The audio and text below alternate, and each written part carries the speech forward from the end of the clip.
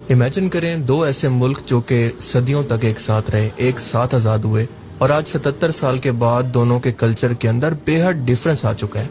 एक वो मुल्क है जहां पर टूरिस्ट किसी चीज का पैसा देने के लिए कोशिश करते रहते हैं लेकिन कोई भी मेहमान समझकर इनसे कुछ नहीं लेता।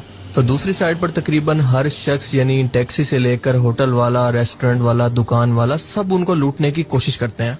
एक वो मुल्क है जिसका खाना और इसकी सफाई की क्वालिटी का टूरिस्ट खुद एतराफ करते हैं, तो दूसरी साइड के खानों खसूसन हाइजीन का दुनिया भर के अंदर मजाक बनाया जाता है। एक वो मुल्क है जहाँ के लोग इंतहाई फ्रेंडली, मेहमान नवाज और कंपैरेटिवली काफी सिविक सेंस रखने वाले हैं कि पब्लिक के अंदर कैसे बिहेव करना है। तो दूसरी साइड पर बस बॉर्डर क्रॉस करते ही सोलो ट्रैवलर्स को, खसूसन फीमेल्स को हरासमेंट तक का सामना करना पड़ता है और इसके अलावा पब्लिक के अंदर तो सिविक सेंस की बात ही ना करें।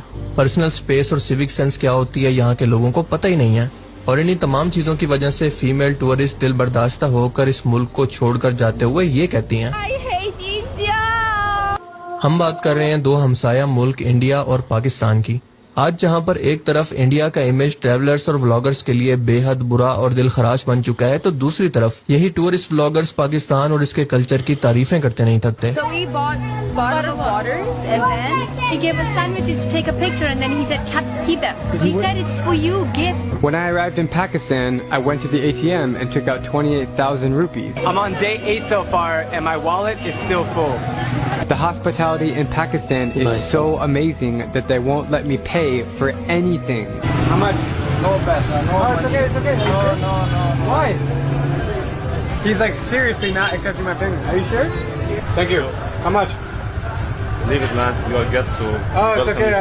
I can pay you. Thank you so much. Keep it. Are you sure? Yeah, man. The hospitality of people here in Pakistan, honestly, you can eat for free. और मैं ये कंपैरिजन वीडियो इसलिए नहीं बना रहा कि मैं खुद एक पाकिस्तानी हूँ, बल्कि इस टॉपिक पर खुद कई इंडियन इन्फ्लुएंसर्स भी आवाज उठा चुके हैं कि इनकी हरकतों की वजह से इंडिया की दुनिया के अंदर किस कदर बदनामी हो रही है और इनको फॉरेन कंट्रीज के अंदर रेसिज्म का सामना करना पड़ रहा है। और दूसरी बात कि आप खुद की रिसर्च करके देखें, यूट्यूब पर जाकर पाकिस्तानी टूरिस्ट स्कैम लिखें तो बहुत ही कम ना होने के बराबर वीडियोस आपको मिलेंगी। सबसे रिसेंट और वायरल वीडियो वो थी यानी 3 टार्जन वाली, जो कि कुछ ही देर के अंदर अरेस्ट कर लिया गया था।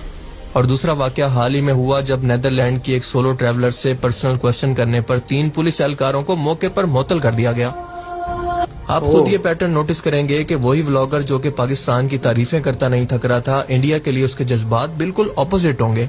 वही व्लॉगर जो कि इंडिया को डर्टी, अनहाइजीन, खतरनाक, गंदा और अनसेफ बता रहा होगा, वही सेम व्लॉगर आपको पाकिस्तान की तारीफें करता नजर आएगा। और आप ये भी नहीं कह सकते कि वो व्लॉगर पाकिस्तानी ऑडियंस को खुश करने के लिए या पैसा कमाने के लिए ऐसा कर रहा है, क्योंकि ये इसका होनेस्ट ओपिनियन है। क्योंकि लॉजिकली अगर उसको पैसा ही कमाना होता, अपना फायदा ही देखना होता, तो वो इंडिया की झूठी तारीफें करता, क्योंकि वहाँ की ऑडियंस पाकिस्तान से 4 गुना ज्यादा है। और ज्यादा ऑडियंस का मतलब है ज्यादा व्यूज और ज्यादा व्यूज का मतलब है ज्यादा पैसे कमाने। अब इंडिया का ये मौजूदा इमेज एकदम से नहीं बना, बल्कि आहिस्ता आहिस्ता सोशल मीडिया के फैलने की वजह से टूरिस्ट की यूट्यूब वीडियोस ने पूरी दुनिया के अंदर भारत का ये इमेज क्रिएट किया। क्योंकि कॉमन सेंस की बात है कि वेस्ट के अंदर बैठे हुए वो लोग जो कि इंडिया घूमने आना चाहते हैं, वो इन्हीं वीडियोस के जरिए ये जज करते हैं कि उनको कहां पर जाना है। इन्हीं व्लॉगर्स की वीडियोस को देखकर वो अपना टूर प्लान करते हैं और उनको ये जज करने में आसान होता है कि उनको ट्रेवल कहां पर करना चाहिए। यहाँ पर टूरिज्म बिल्कुल तबाह होता जा रहा है और बात यहाँ तक पहुंच चुकी है कि वेस्ट के कार्टून्स तक में इंडिया का ये कहकर मजाक उड़ाया जाता है कि इंडिया कहने को तो स्पिरिचुअल कंट्री है, लेकिन यहाँ पर ना गॉड एग्जिस्ट करता है और ना ही सफाई। India, the most spiritual country in the world. God is not here.